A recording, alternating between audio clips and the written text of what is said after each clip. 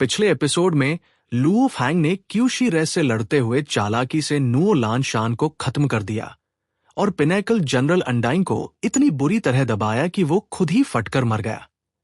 फिर उसने 100 साल फॉग आइलैंड पर ट्रेनिंग और शिकार करते हुए इतनी ताकत बना ली कि सब उसे स्टार ईटिंग सेक्टर लॉर्ड कहने लगे और ऑफिशियल अंडाइंस भी उससे डरने लगे। बिना किसी देरी के चलिए इस एपिसोड की शुरुआत करते हैं। लुओ फैंग अपनी ब्लेड तकनीक को परखने का फैसला करता है। उसने 100 सालों की लड़ाई और ट्रेनिंग से अपनी 7 ब्लेड तकनीकों को और मजबूत किया है, लेकिन वह उन्हें असली चुनौती में आजमाना चाहता है। इसलिए वह ऐसी टीम ढूंढता है जो उसकी हद तक की परीक्षा ले सके। खोजते खोजते उसे 12 अंडाइन योद्धाओं की एक टीम मिलती है, 3 अलग अलग नस्लों से। इटर्नल ड्रैगन रेस, खूनगोश्त वाले, बेहद ताकतवर। उकावू रेस, पत्थर जैसे शरीर वाले।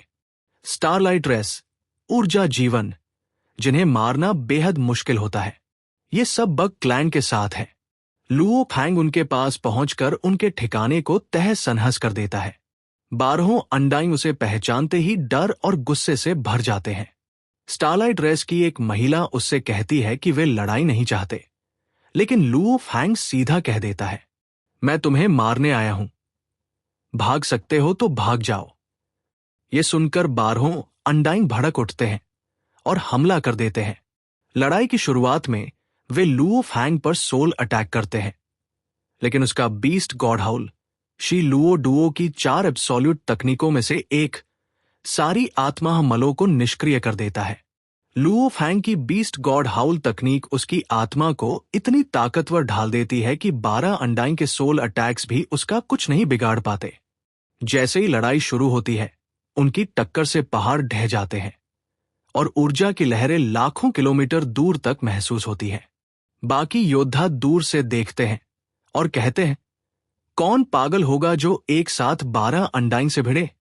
12 अंडाइन मिलकर अपनी लॉ डोमेन्स छोड़ते हैं, लेकिन लुओ फैंग का वर्ल्ड प्रोजेक्शन उन्हें दबा देता है। हथौड़े जैसे हमले, बर्फीली धारें और विशाल तलवारें उसकी ओर बढ़ती हैं, जबकि वो शील्ड और ब्लेड से उनका मुकाबला करता है। भारी दबाव में होने के बावजूद वह और भी उत्साहित हो जाता है। 10 साल पहले मैं 8 अंडाइन से भाग रहा था, आज 12 से लड़ रहा हूं। फिर वह अपनी सबसे ताकतवर चाल बैरियल इस्तेमाल करता है। एक 1000 किलोमीटर लंबी चमकती धार और बीस्ट गॉड की प्रोजेक्शन के साथ वह कावू रेस के एक शक्तिशाली अंडाइन को बीच से काट देता है और स्टार ईटिंग प्लांट से उसे निगलने की कोशिश करता है, लेकिन बाकी अंडाइन मिलकर पौधे पर हमला कर उसे पीछे हटने पर मजबूर कर देते हैं, जिससे वह दुश्मन फिर से बन जाता है, हालांकि काफी कमजोर हो चुका है।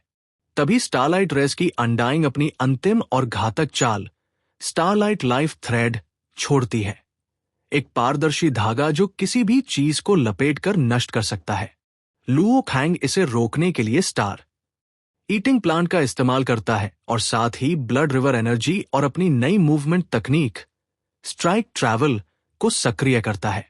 अब वो अपनी 7 नई ब्लेड तकनीकों को इस जानलेवा लड़ाई में परखते हुए 12 अंडाइन से भिड़ता है। शुरुआत में वो अपनी नई 7 ब्लेड तकनीकों को परख रहा था और इसलिए अपनी सबसे खतरनाक मूवमेंट स्ट्राइक ट्रैवल का इस्तेमाल नहीं कर रहा था।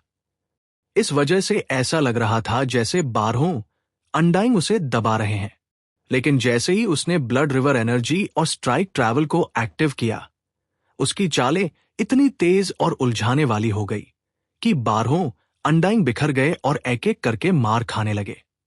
वो लगातार अपनी 7 तकनीकें इस्तेमाल करता है, Dutchman spite, pensive, nightmare, reflection, burial, hatred और वर्ल्ड्स एंड, और 12 को दबाना शुरू कर देता है।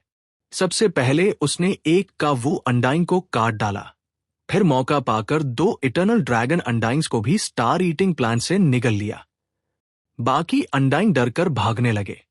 लुओ फैंग ने उनका पीछा किया और पहले वाले का वो अंडाइन लोंग सुओ को पकड़ लिया। उसने अपना वर्ल्ड प्रोजेक्शन फैलाकर उसकी गति रोक दी और स्टार ईटिंग प्लांट से उसे जकड़ लिया।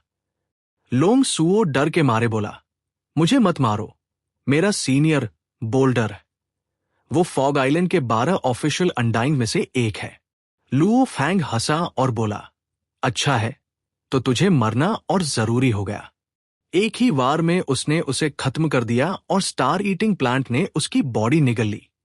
इसी समय फॉग आइलैंड के रेगिस्तान में उसका सीनियर फैन या बोल्डर, जो एक ऑफिशियल लेवल अनडाइंग है, अपने भाई की मौत से आग बबूला हो गया। उसने चीखते हुए कहा, स्टार ईटिंग सेक्टर लॉर्ड, मैं तुझे जिंदा नहीं छोड़ूंगा, और सीधा जहाज लेकर उसकी तरफ निकल पड़ा। उधर लुओ फैंग गुफा में बैठकर लड़ाई के अनुभव से अपनी नई ब्लेड तकनीकों और स्ट्राइक ट्रैवल को और निखारने लगता है। वो तय करता है कि आधा या एक महीना रुकेगा। अगर बोल्डर आया तो मैं देखूंगा मेरी धरती वाली बॉडी और गोल्डन हॉर्न बीस्ट की असली ताकत एक ऑफिशियल अनडाइंग के सामने कितनी है।